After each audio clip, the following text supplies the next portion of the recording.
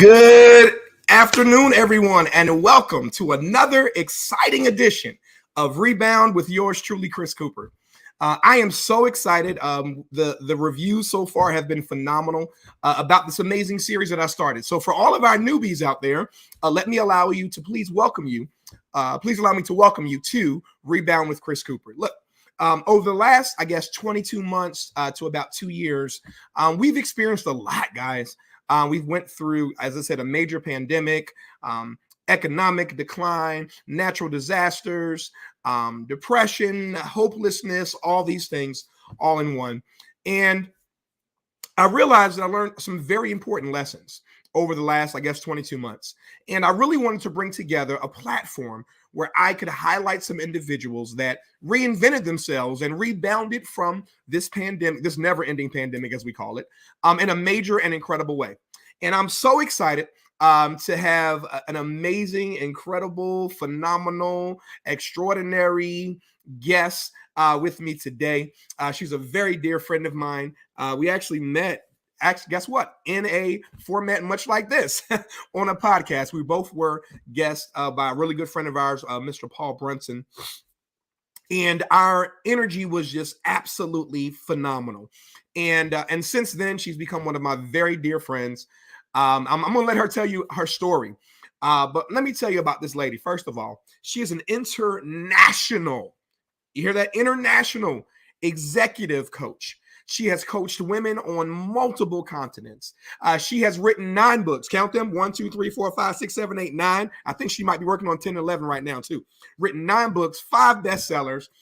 She has helped women in particular get to over $14 million worth of raises in the last, 20 or so months, or less than that.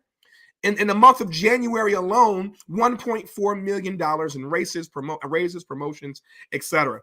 And I am so excited. I'm so thrilled to have this amazing author, coach, Harvard Business School graduate. I didn't even want to read her bio because we'd be here all day. But I want you guys to understand how extraordinary, how amazing, how incredible this woman is. None other than the phenomenal and beautiful, by the way, none other than Miss Christy Rutherford. Welcome, Christy, to Rebound.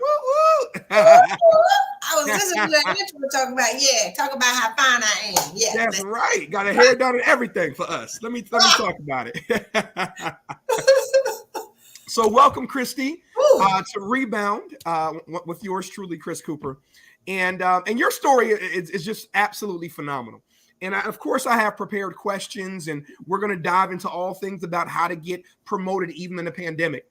But I would love for you to just share with the audience, like who you are and how you got to this particular point. And let me tell you something. First of all, she is joining us from the Bahamas right now, because I don't know anybody else that would just be in the Bahamas, right? Right when the pandemic hits and they never come home. Did you get that? Did you hear what I just said? Just happen to be in the Bahamas, working with clients, changing lives, transforming women, all that kind of stuff, and says, you know what? It's a pandemic. This COVID thing is real. I don't think I'm going to go back. And literally, because of the fluid nature of her multi-million-dollar business, she's able to actually do just that. So, Christy, I'm going to turn it over to you. Just share a little bit about your background and how you got to doing the awesome things that you're doing right now.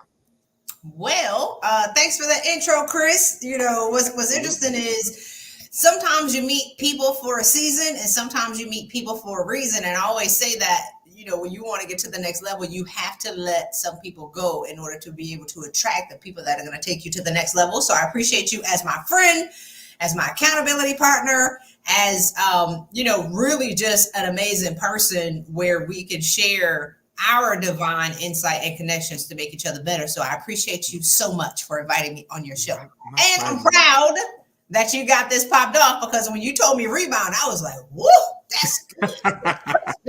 So I'm excited to be here. All right, about me. So I'm from a small town in South Carolina. What's interesting is I was told that I wouldn't amount to much, which I don't know why a lot of people say that. And I know that I'm not the only person who has been told, whether it's by teachers or by people in your family. It wasn't really my family as much as it was people in the education system.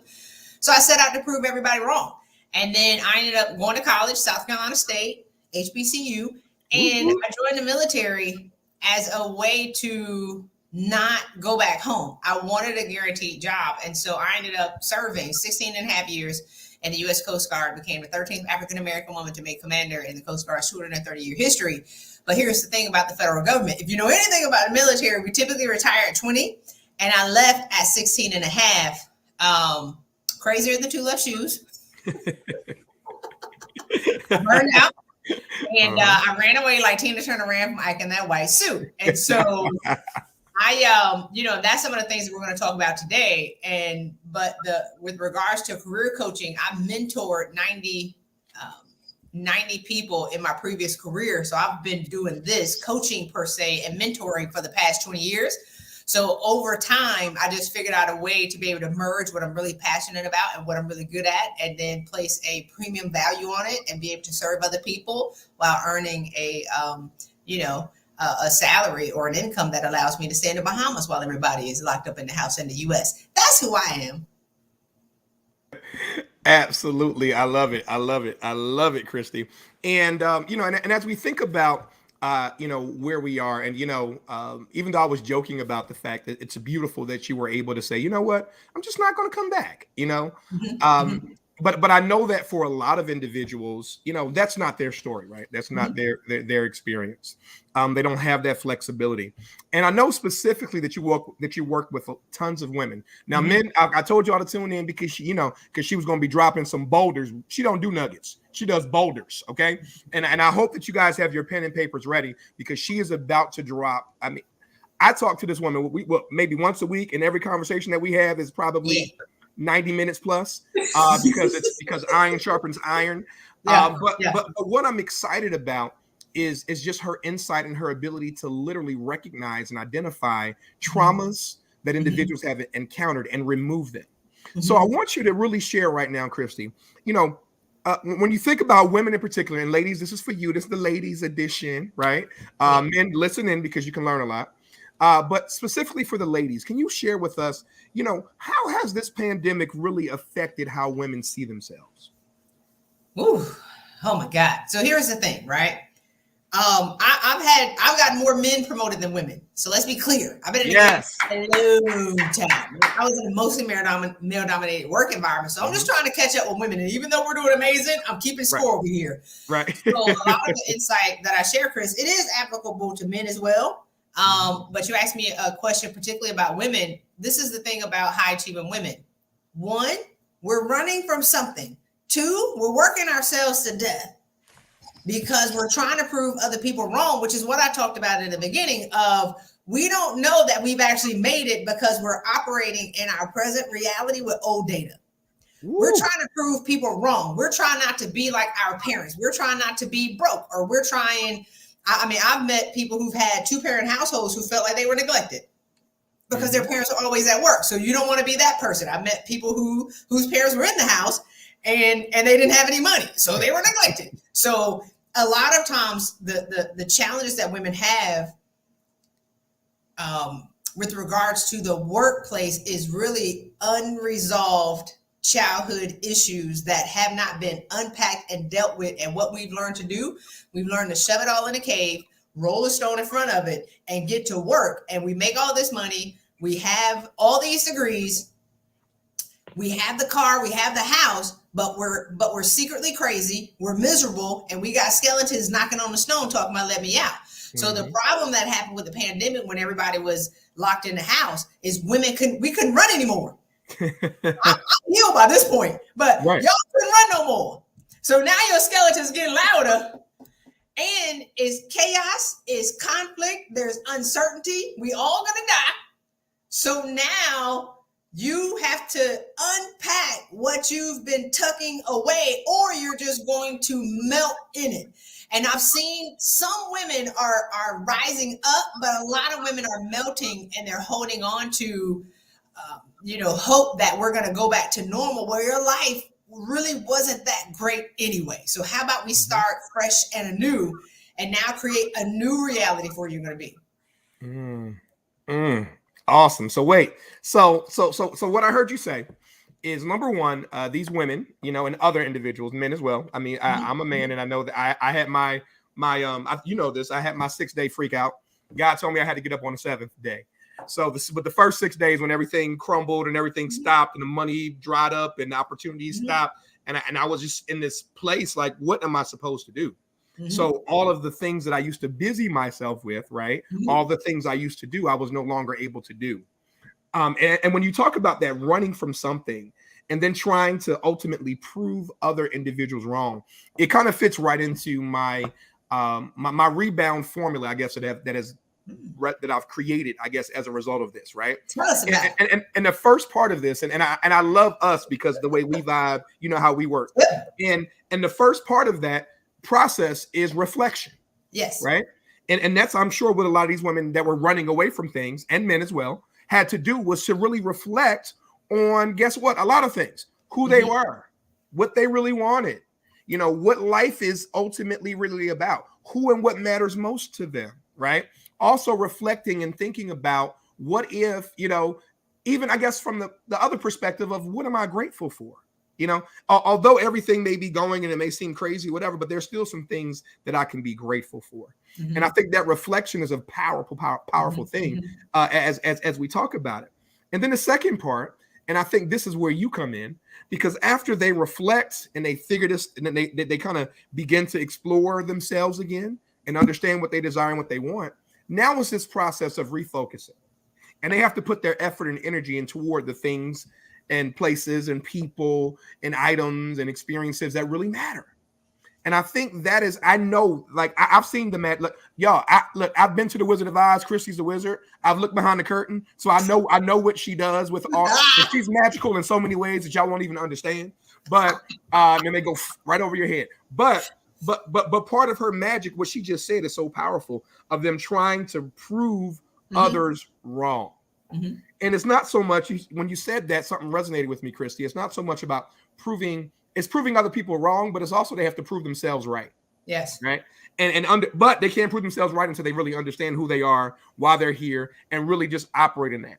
Because the methods that you use, I know for a fact, are not the typical ones that an executive coach or a leadership coach will use.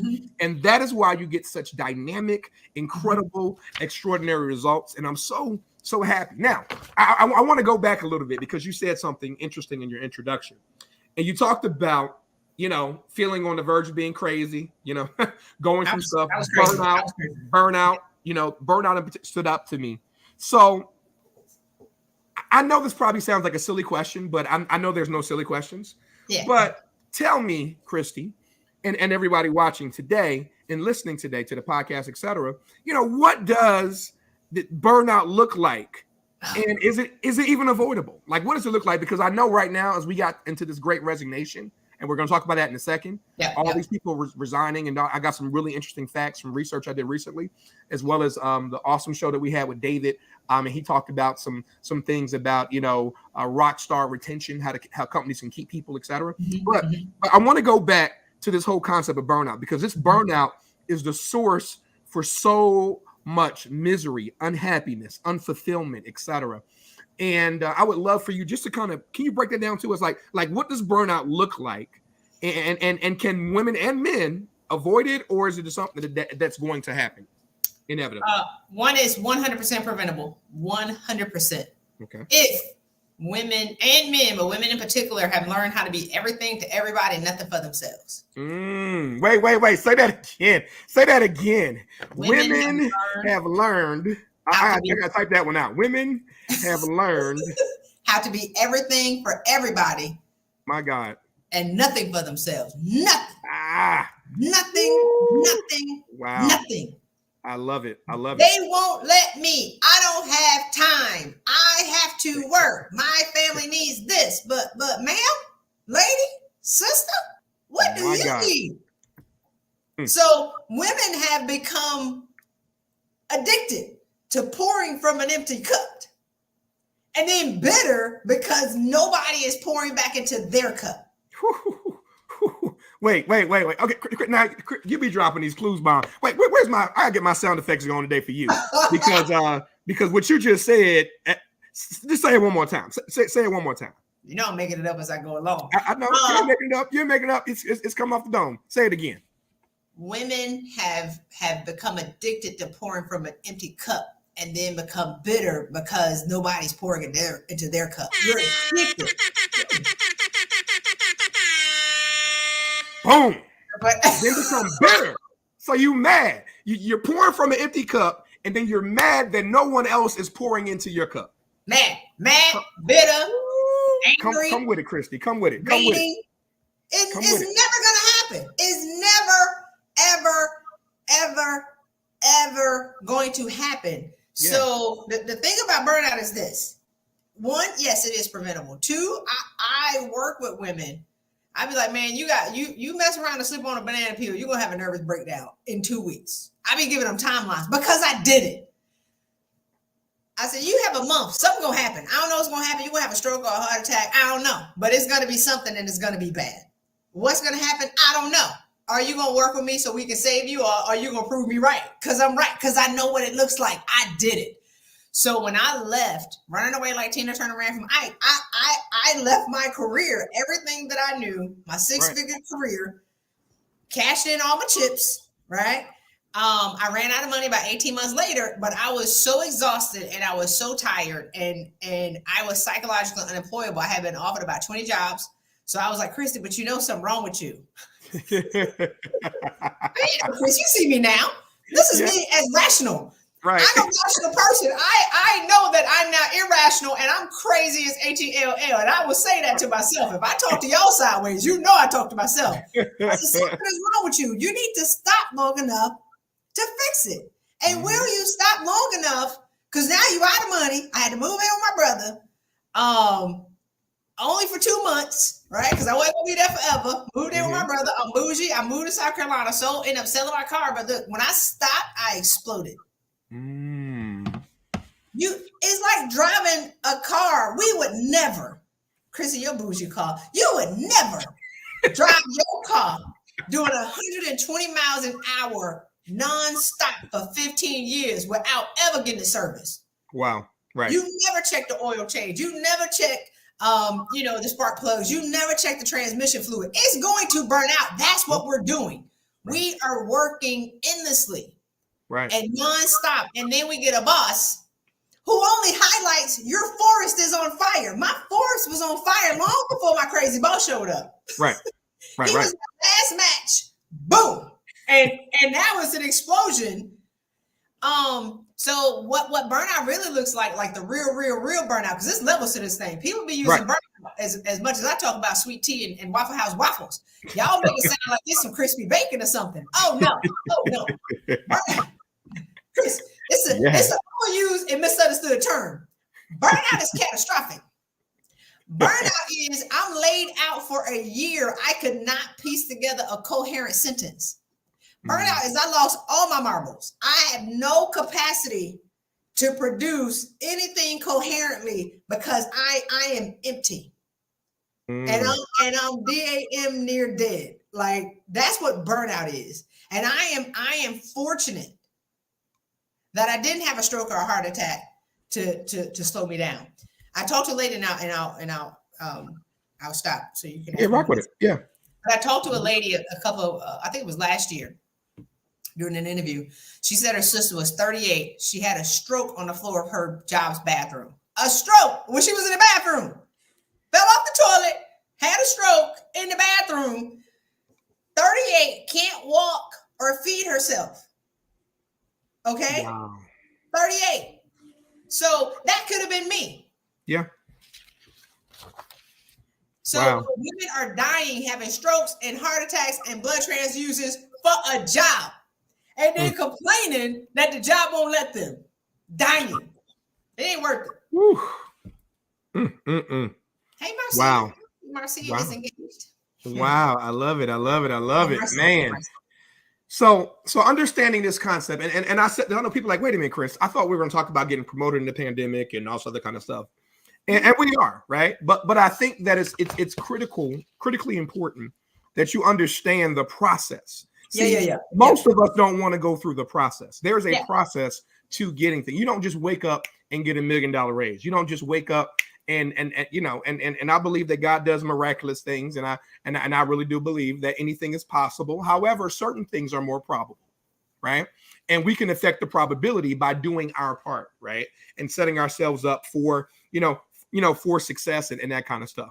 So that brings, so I wanted everyone out there, the women and the men both, to hear, your personal story about the burnout experience, about what, specifically what these women and other individuals are looking for, and how this pandemic as a whole has affected them in such a way, so that way we can tee them up, so we can give them the skills, the strategies, the tactics and techniques to ultimately elevate whatever that looks like for them, whether it's in their job, whether it's getting a new job, whether it's whatever it looks like.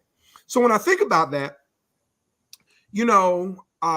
what advice, and this is such a loaded question, what advice would you give to job seekers or career changers, like right now in 2022, at this stage in the pandemic, with everything that's going on, with everybody quote unquote hiring and not enough workers and all this, what advice would you give to someone that finds himself in that? And then I'm gonna break down I got some really interesting statistics that I want to share in a second, but I'm just curious as to what you would say to them.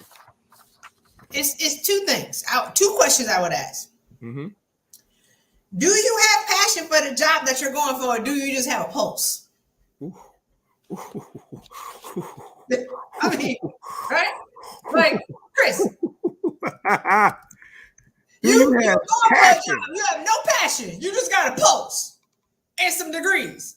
Talk about hiring me. I'm qualified. I got a bachelor's in organization development. I have a master's in project management. I got my Six Sigma. I got a PhD. I got a POP. I got the OPP, the CPA. No passion. I'm going to come in there and be like this. I don't know nothing. But you know what? Oh, I'm going to crush it, Jeff. I'm going to come in here and I'm going to solve all y'all problems. And Chris, it's engineering. Do you have an engineering technical background? Nope. But it's YouTube videos? Nope. I'm going to take the certification. I can watch YouTube while I do it. But I tell you what, I'm going to solve your problems.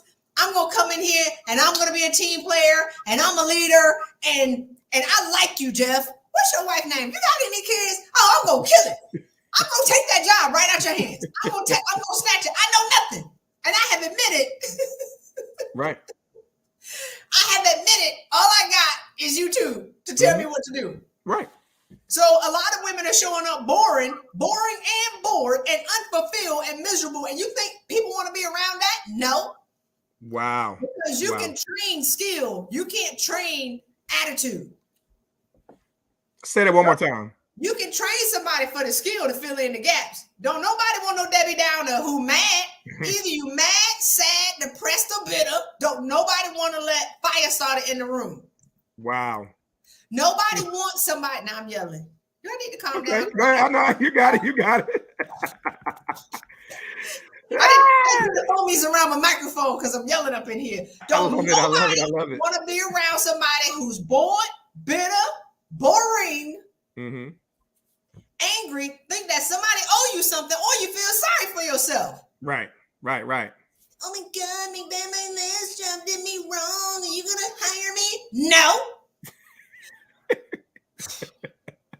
Well, you need me on your team because I looked at your diversity chart and you ain't got no black women in top leadership. No black women in the senior top leadership. You ain't got no women of color. So you need me. No, they don't. Nobody want that. Right. And you said something there. It was interesting. I'll never forget. I learned this years ago. It was like basically that ignorance on fire is more powerful than knowledge on ice. And not ignorance from the perspective. Now, clearly, you got to have some type of skill, right? We're not talking about just coming into completely blind. But I think that what you're talking about is, as we know, energy is neither created nor destroyed.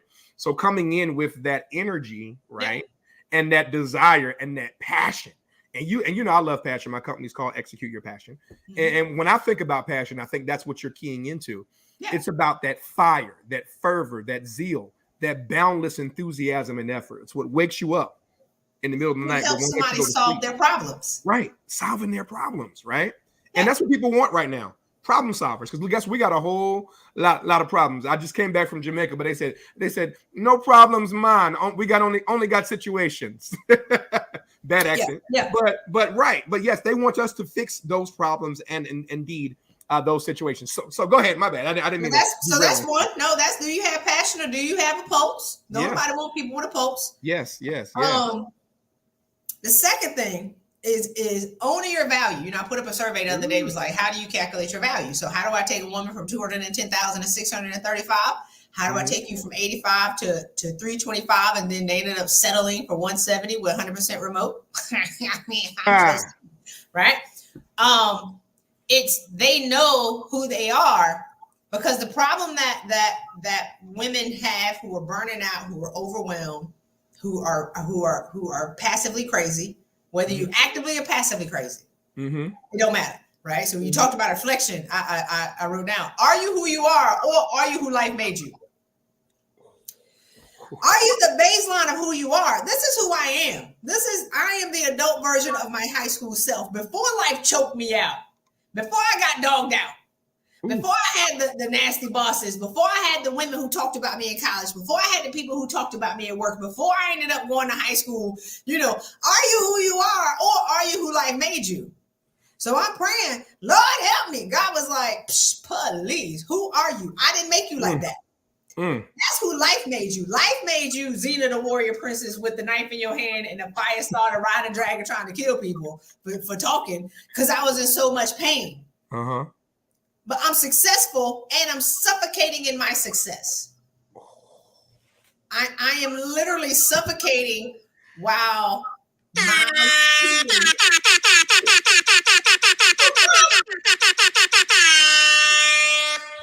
I am suffocating literally while my peers, my mentees, and my mentors are applauding for my demise.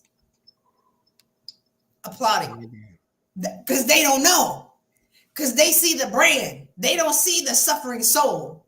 And when you've built a strong brand in any organization, we can't really tell anybody. So I work with women who are in leadership. I know women in leadership are suffering. Being a leader is hard. Being a woman in leadership is tough. Being a woman of color, oh my God. And I'm not just talking about Black women. We got Black women, African women, Jamaican women, Indian women, and white women going through some stuff too. So we're all going through something, and we can't tell anybody because all of our peers are men. Who are we going to admit that we're going through something to the men? No. Who are we going to admit that we're having challenges to? Our families? A lot of us are first generation.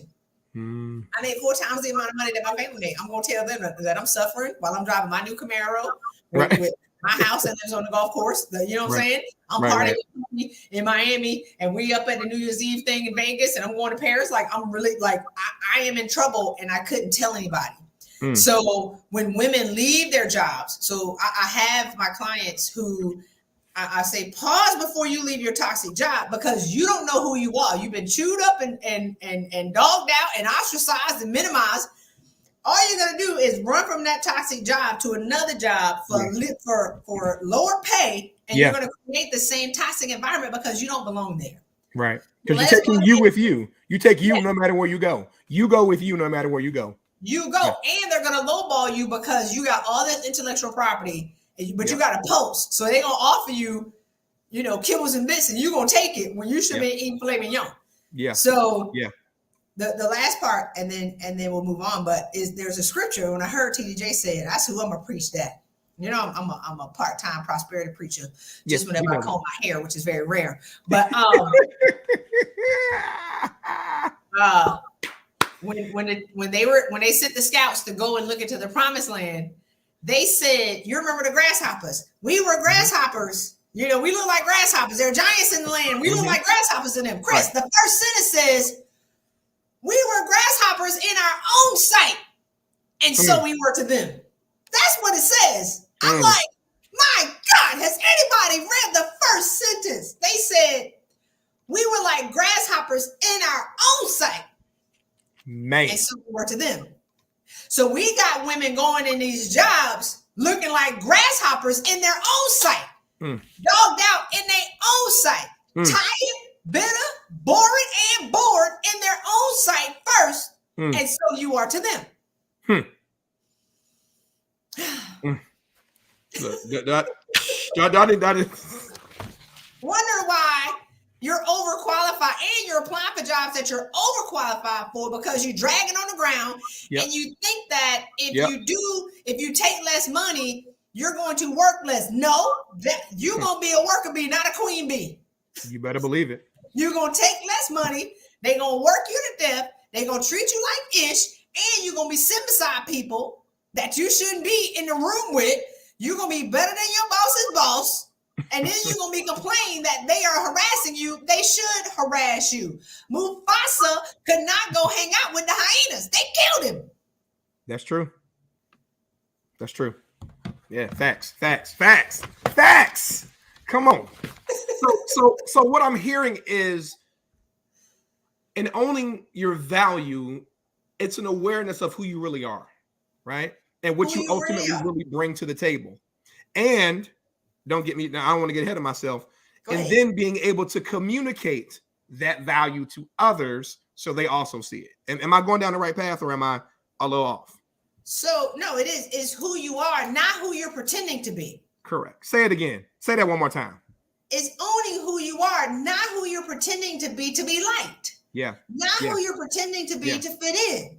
Not who you're pretending to be in order and saying the things that you think that they want you to say when they actually hired you to hear what you had to say to bring your perspective as a woman or a woman of color to the room. But you sound like the white guys. Because you want to be liked by them. So you talk about y'all ain't got no diversity. They bring you in here. You're only fortifying their conversation when they actually really want to hear from you. Yeah.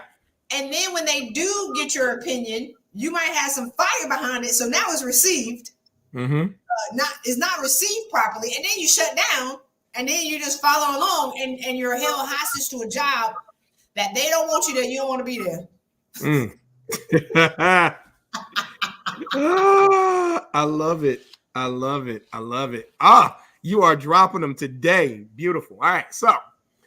So now that we understand kind of these initial steps for these job seekers, not making sure they got more than just a post, that they're actually passionate about it, not pretending to be someone that they're not, authentically. And I think that there's this beauty in authenticity, right? And authentically showing up. Because let's be honest, most of us, we know a fraud. We know when someone is pretending. We know when someone is acting. It's just like it's our normal response. I joke. I say that sometimes people think they want superheroes, but they really don't. They want real people. Because the superhero is unattainable, right? And if the superhero is unattainable, because none of us will wake up one day and be able to shoot lasers out our eyes, to my knowledge, but maybe I don't know, but I don't think it's gonna. There you go. Don't start, Christy, because I feel that you would be the one to actually grow up tomorrow and call me, hey, Chris, I can do laser beams now with my eyes. I look on YouTube. I found a way to do it. Right, because I willed it to be. But I say that to say is that I think that the connection that individuals are looking for is really important. And I think that, even connecting with the hiring manager, when they are, displaying their true self. I do this assessment, and it looks at you from three personas.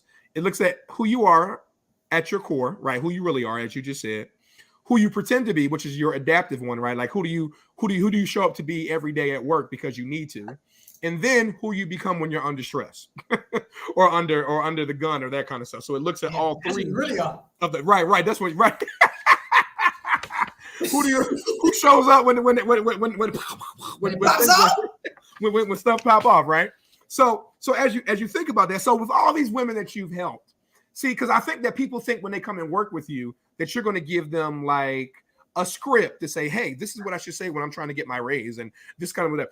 Explain to our amazing Rebound family, like what you actually do with individuals that are looking to get to the next, to get promoted, right? In a pandemic or anytime. And I said that strategically because the same skills that you can leverage when we're not in a pandemic is the same skills you have when we're in a pandemic. But I think that once again, we're allowing this external force, this external situation, right? Create like a quote unquote need to do something different when in actuality, owning my value is the same whether I'm in a pandemic or I'm not. Yeah. Yes, I may be able to leverage some things because of the pandemic, quote unquote, but it's still who I am, right? So, so can you break that down for us, please? Just kind of how you go. I know you call it the Superpower Method, but just what are some of the things that you do, in that? Don't give it all away, but just just tell them a little bit about high level what you do. Yeah, well, the first thing we do is we assist women with getting clear on what they really want. A lot of women have settled and acquiesced their desires to their check. Yes. They stopped dreaming. They've been disappointed for so long that they've tried to break through the glass and break through the bubble for so long that they just sit in where they are and just be content with mediocrity and making 4 times less than they deserve. So it's where do you want to be? And I mean, like the Cinderella, we call it the pie in the sky. What's your woo-woo dream? Let's go for that. Let's go for vision, not sight. Right. What's the truth? What is the mightiness that God has called you to do? And what are you here to accomplish in this lifetime? We're all meant to do something great. Right. Many are called, but the few are chosen. It's not the chosen are few. The few are chosen. Right. Right. God didn't choose the few. The few chose to say yes. One. All right. So once you now know where you're going, the greater vision past the job. The job is not your provision. The job is a check. Yes. Provision is when you can go be greater for other people. If your house is taken care of, like I heard somebody say, and I wrote it, Chris, because I was a little hot, but I was like, I ain't gonna fire that off because they don't know who they're messing with right now. But they were like, well, I'm content with the money that I got, and I don't think money determines your value, blah, blah, blah. That's what broke people say. 1, 2, let's just put it out there. Right. I think the most selfish thing that somebody can do is to ensure that their house is taken care of. Because you can believe to care for 5 other people's houses that really need it. You know what I'm saying? Like, we should be able to stroke scholarship checks when we give the commencement address to 200 students to pay off their student loans. Correct. If your house is taken care of, you're not saying, I just want to be able to send my 3 kids to college. It takes just as much belief to send 3 kids to college as your 3 kids to say, I want to fund 20 kids to go to college. Yeah. Or I want to fund 5 because if you dream big enough to fund 5, your 3 have to be taken care of. Yeah. Does that make sense? So we're so focused on making sure our house is taken care of and our bills are paid. We're not asking to be greater for other people. So that's what I do. I pop the lid off and let's go here. Now, step 2 is, what are the obstacles and barriers that are stopping you from getting there? 1, mindset and how they see themselves, which is 1. 2, the conversation that they're having in their head, which is typically beating them down into a pulp. You'll feel. A lot of people don't know that they're having a mental conversation with themselves at all times. And when they really get into conflict and they want to do something new, they be like, how you going to do it? You're going to fail. You're never going to make it. It's not going to work. It's going to do this. It's going to do that. You remember last time you failed, you look stupid. Then you call one of your haterade friends or your scary family members to get them to talk you to confirm that you should do it. Right. You call the wrong person. You call the person who you know is going to fortify the lie that you're telling yourself that you can't do it. Come on. Facts. Right? Facts. You call me, I'd be like, oh, Chris, oh man, you should triple it. Oh no, that's nothing. And and she does. Oh, that's nothing. Oh, she told me and if y'all think that she's lying, she told me repeatedly that I reject low ticket offers. And for those of you who know what low ticket is, it is my body just rejects it. I am a premium guy. My services are premium. So I cannot operate at a lower level because it's not who I was created to be. And I own my value, Christy. Let's go. What? Your soul rejected low ticket. Nope. Twice. It just I love it. I'm sorry. It's not about me. It's about them. Go ahead. Go for it. So step 2 is to get rid of these obstacles. Identify the obstacles stopping you from getting what they desire and what they want. I'm with it. Yeah, and then what pattern are you caught in, right? Like we talked about reflection. Say that again. What pattern are you caught in? When you're met with challenges, what's your default response to trauma? What's your default response to taking risk? What's your default response to pressure? What's your default response to conflict? Because leadership is conflict. Mm-hmm. And so you have women who grew up in abusive households. If you grew up in an abusive household, when it pops off in the house, you've learned how to hide as a kid. Mm-hmm. So what they're unconsciously doing, Chris, when conflict pops off in the leadership room, boom, they melt into the wallpaper. They gone. And they fold up within themselves and they don't say nothing. And they get mad that the man is talking over them. You're not in the room. Right? And you're blaming them. You disappeared. And when I say that, they be like, you're right. They don't like conflict. If you don't like conflict, you're going to melt into the wallpaper. Now we need to make you consciously aware of what is the barrier that they're completely oblivious about. Mm-hmm. But what I love about strong women is once you show a high achieving woman what's in their way, they'll move it out the way. They'll be like, oh, okay, that's the wall I need to run through because we're accustomed to running through walls. Right. Point, there are unconscious and unknown things that are holding women back, and they have no idea. You need somebody outside of yourself. Les Brown says you can't see the picture if you're in the frame. I saw somebody say the other day, she was all mad. Have you ever been told you had a strong personality? And she's all mad, and people are like, oh my God, I can't say they say that about Black women. Look, you want to talk about being angry? I was the angriest all-caps Black woman ever in 2010. But you mess around and call me an angry Black woman, I will try to, fire starter, zero princess. I'm going to ride the dragon, and we're going to crush you. We're going to rip your arms off and beat you with them. Does that make sense? And I was so offended, Chris, because anger was normal. Yeah. If anger is normal, I'm not mad now. Yes, the HELL I am. If anger is on a scale of 1 to 10, I start at 8. I live in 8. Right. Right? Like, I'm not mad at level 12. That don't mean that I'm not at level 8. And that's what a lot of women are missing. And so, are you angry? And, I interview a lot of my clients, and I'd be like, what did I say to you? They'd be like, you angry. I called one lady passively crazy. I said, you have no idea how crazy you are. She didn't know. She didn't know. She was living in a fantasy. I was like, you can't be walking around you can't be dragging around all that baggage to be normal. One lady was angry. I was like, you angry? She was like, no, I'm not. I'm like, my face, you burned my whole face off. Because we are taught to smile. Like, while we're angry, trying to hold it in. I'm okay. I'm good. I'm good. Everything's fine. Yeah. So if you can admit where you are, and if you can have someone, I'm a strong woman. I work with strong women. We got to wrestle them down to the ground. Yeah. If you can admit where you are, then we can change. The problem is we're not allowed to have flaws, and we're trying to be perfect. And we're dying, having strokes and heart attacks and cancer and stuff like that. So, so that's step 2, remove the obstacles and barriers. Mm-hmm. Then we streamline their time and efforts to get them to where they want to be. Women are doing 20 good things, but you only need one right thing to move the needle forward. I got you. So you working 80 hours a week, 90 hours a week. You really only need to do one right thing to move the needle forward. And so now you're bored. Now you've reclaimed your time because they become queen bees and they stop being worker bees. Mm-hmm.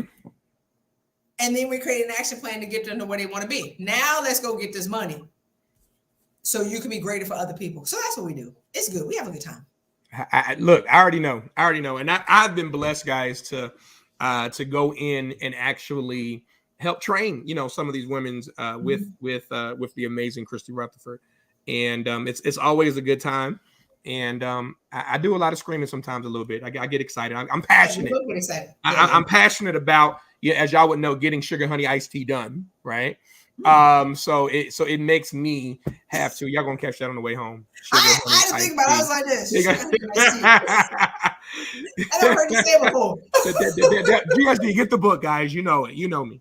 But I think it's really important what you just said about kind of just methodically going through that process of getting clear about what they desired and what they wanted, right? Mm-hmm. Realizing what the barriers or things that are stopping them from getting what they want, and then streamlining their time and effort to ultimately move the needle forward. I think that is just that is the magic Pixie does. I mean, like when you figure out that, and I say this, guys, because Christy's clients, they, like I said, it's not, I know people think the typical executive coach is like, oh, well, you need to look at 15 jobs this week. You need to go in LinkedIn boxes. And you need to research the company. You need to da-da-da-da. Okay. Guess what? Christy's clients, the people call them. Somebody says, hey, I got a $650,000 job for you out here in California. You want it? I mean, that's literally what happens. I mean, I've never seen anything like it before in my life. And I'm not just stroking her ego because I think she's amazing, but I know for a fact what she's been able to do for some incredible women. Now, it's simple law of attraction. Simple law of attraction. Yeah, it's law of attraction. You hear that? Law of attraction. I love it. I love it. So when you think about this, I know you said you're on a mission, right? So when you think about, so let's talk about what that mission is. So I know, like I said, we've done $14 million worth of raises, etc. But she helps businesses too, so don't get it twisted. So what's the vision? What's the mission forward for you, Christy? What do you want to see for these women and for others in general? So my goal is to get 10,000 women $1 billion in promotions by 2025. Say that one more time. My goal is to get 10,000 women $1 billion in promotions by 2025. That's what I was working on with Paul. I was like, he said, you got a dream, a big vision. I was like, okay, 5,000 women. And 5,000 is attainable. I mean, it's going to be a stretch, but you really want to put something on?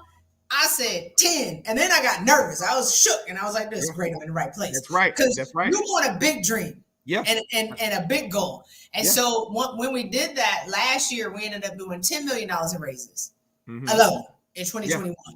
Yeah. And so then now I can quantify the raises. And I was like, what's up? And I wasn't counting before, Chris, because I was busy and it was me. I was a band of one. Now I got a team. Now I can slow down enough to be like, okay, let's count this money that we're getting. Right.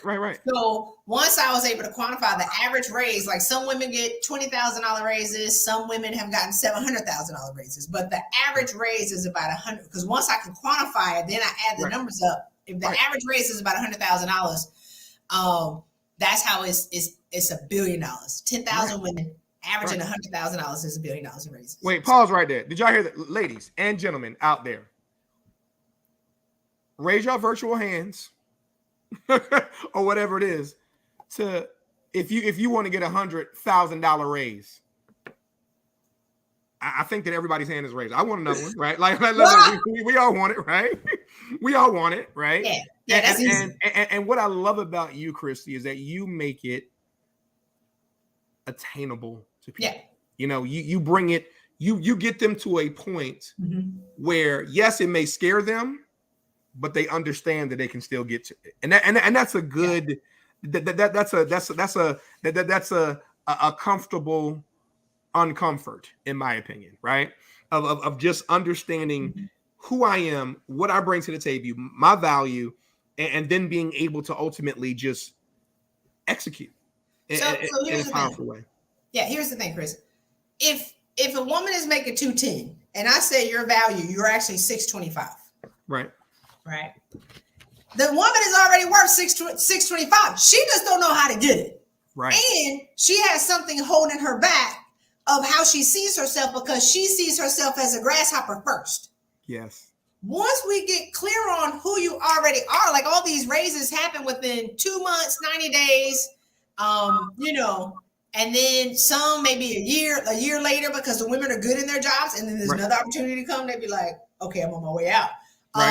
Like we had one woman go from I think she was about 425 to 998. So she's going to do over $1 million this year. I think 890. And she says, I'll actually do over $1 million this year. Name partner, added her name in the firm, right? Yeah. They're already worth that amount of money. They just can't see it because life done choked them out. Yeah. So once we remove that, and once we get you clear on who you are by allowing you to stop having these negative conversations with yourself, really streamlining the people that you're around and becoming aware of the conversation that you're having with yourself and the conversation that other people are having with you about yourself and your potential. Like you already know you can't call me and tell me that you can't do something because I will jump straight on you.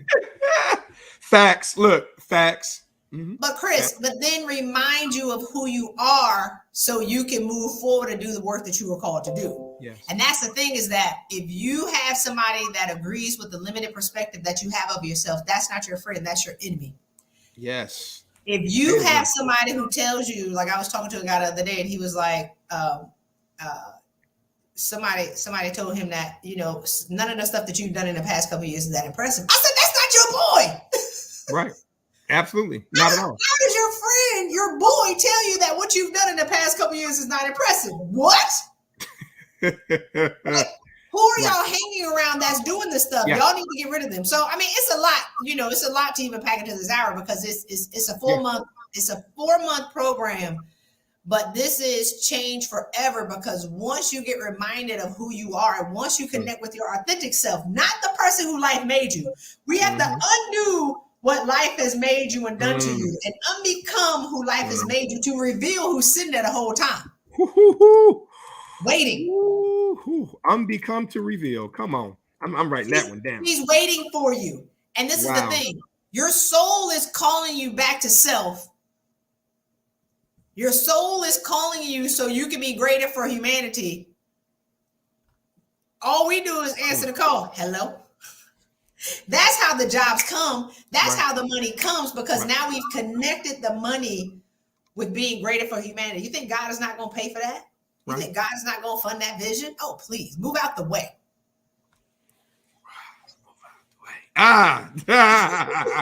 Move out the way. Move, right? Oh my God. This is, get out the way. This is extraordinary, right? I mean, and you know what I love about this concept overall? Most of us, and this is one thing I say, most of us know what to do. We're just not doing what we know. Yeah. And part of knowing is, to your point, becoming, right? And I think that most of us are doing more than we're being.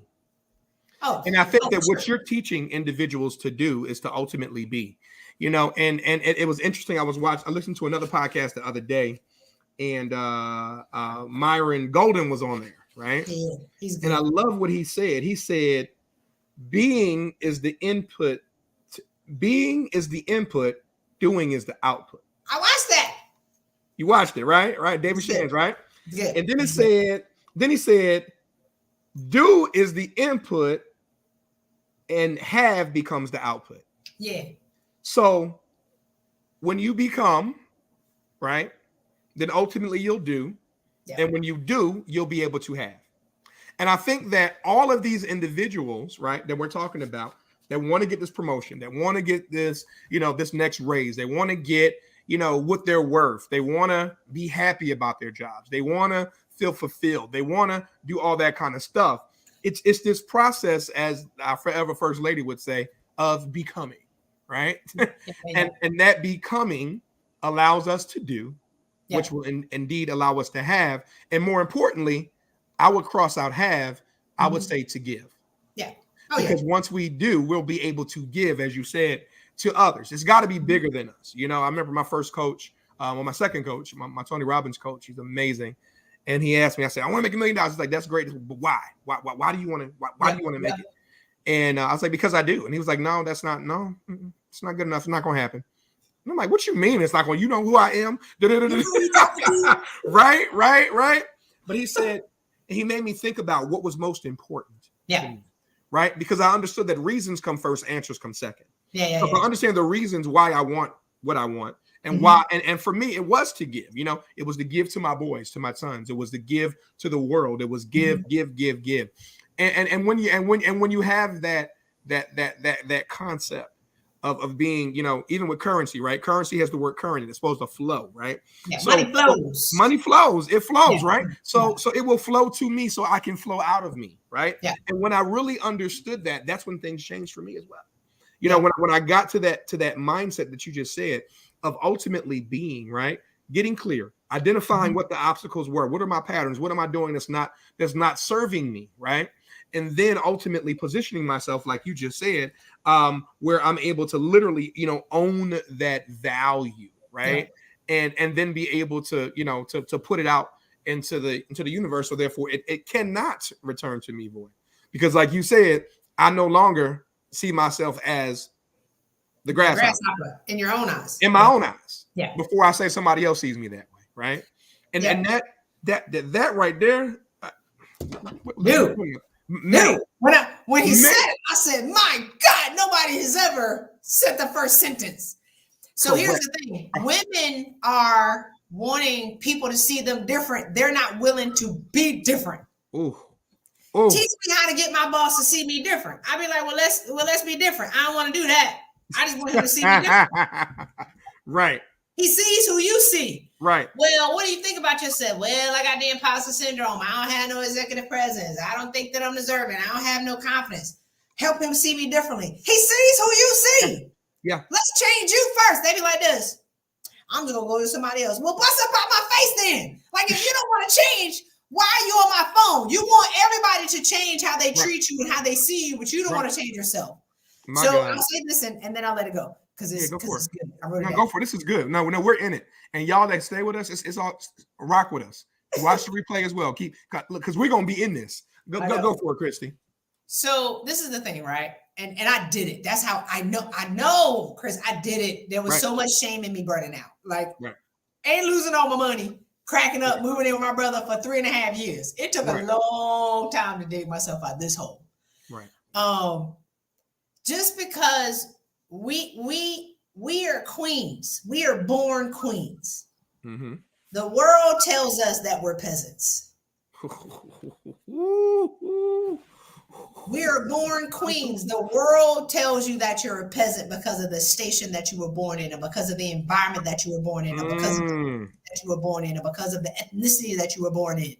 So we take on the perspective of the peasant all our lives. But then you show up to work talking about I'm queening. Oh, they see the queen. They're going to extract all your intellectual property out of you, but they're going to pay you like a peasant because that's who you acting like. So even the prodigal son came back to himself. True. And when he came back to himself, he went with his head down after he blew all the money. His father said, put the robe on him, give him the ring, kill the fatted cat. He was royalty. All we got to do, Chris, is remember who God created, not who life has made you. When you remember yourself and come back to yourself, that's how we've tripled. I got to do my numbers. I got to update them today. I think we tripled about 8 to 9 women's income. We've doubled over 22 to 25 in a pandemic last year and in January. Man. So I want you to get like triple the magnitude of what that does, not only just for these women, but for generations to come. Yeah. Right. Because what they're leaving is true wealth, right? And we know that wealth has a lot more to do with this than this. Yeah. Right? Think and grow rich. Think and grow rich. Exactly. Think and grow rich, right? And remembering who they are, remembering who they were created to be, remembering, and not only just remembering it, owning it and walking in it. Yes.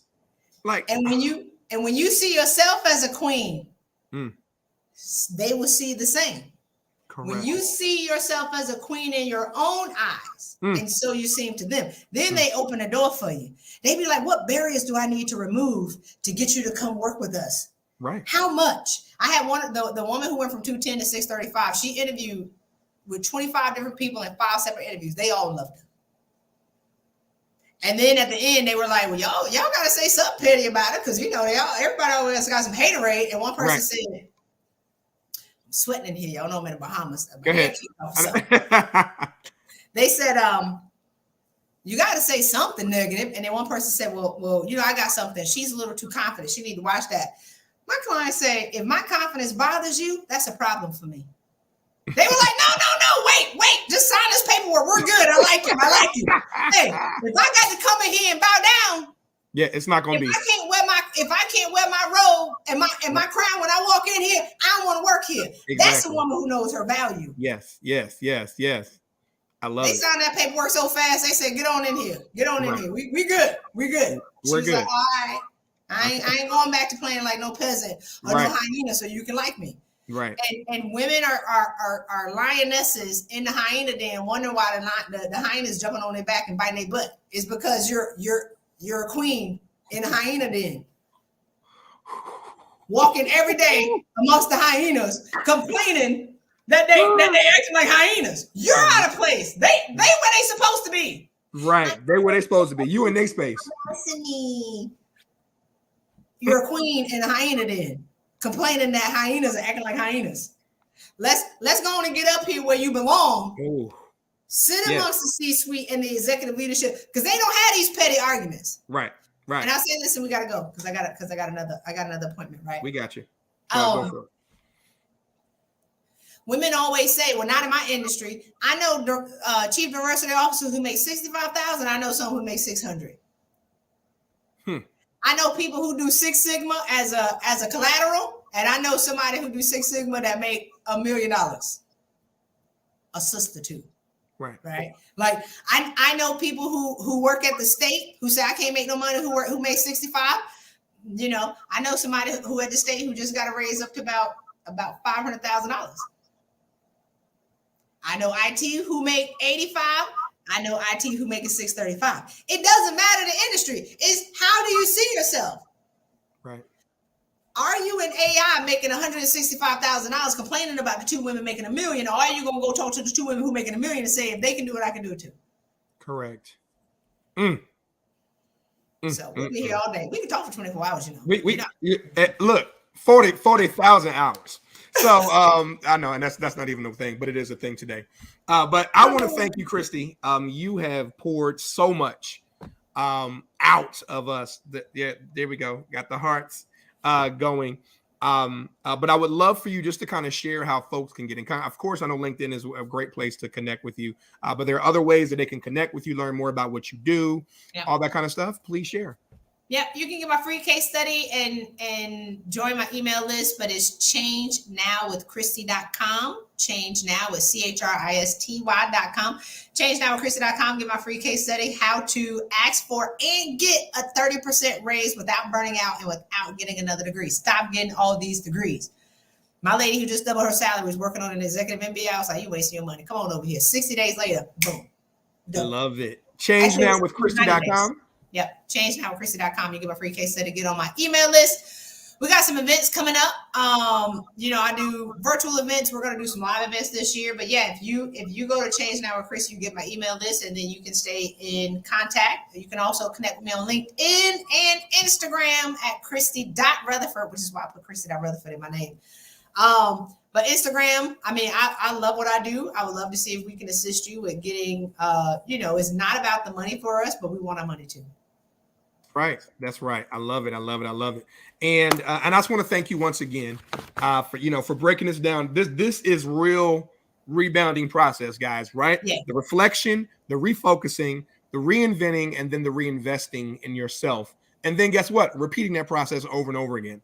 Yeah. So having said that, guys, it has been an awesome pleasure, privilege to have each and every one of you with us today for another exciting edition of Rebound with Chris Cooper. Thank you, Chris. Congratulations. Keep it coming. Thank you. Keep it coming. And of course, we're going to have Christy back. So you know that. But I hope that you definitely understand that once again, knowledge is not power. It's the application of the knowledge, which is powerful. And Christy dropped so many nuggets, so much incredible information today. And once again, just know that we are here for you. As I would say, you got to ignite the fire inside. Why? Because breakthroughs are sexy. Have a fantastic and wonderful week. I love y'all. And I'm going to see you next time. Same time. Bye, y'all. At Rebound with Chris Cooper. Take care, guys.